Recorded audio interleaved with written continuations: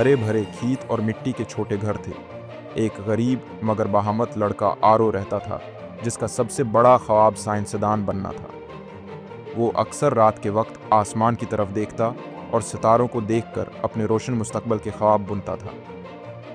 इसके वालिद दिन भर खेतों में मेहनत करते और माँ घर संभालती थी, मगर माली हालात आसान नहीं थे। स्कूल में जब आरू ने अपने ख्वाब का जिक्र किया तो दूसरे बच्चे उस पर हंसने लगे, लेकिन उसने हिम्मत नहीं हारी। एक दिन वो एक साइंसी नुमाइश में गया, जहाँ एक साइंसदान की कहानी ने इसके दिल में नई उम्मीद जगा दी। इसके बाद आरू ने दिन रात मेहनत शुरू कर दी। वो कम रोशनी में भी पढ़ता रहता और लोगों की बातों को नज़रअंदाज करता रहा। इसने एक मुकाबले में हिस्सा लिया और एक ऐसा शानदार मॉडल बनाया जिसने सबको हैरान कर दिया, और वह पहला इनाम जीत गया।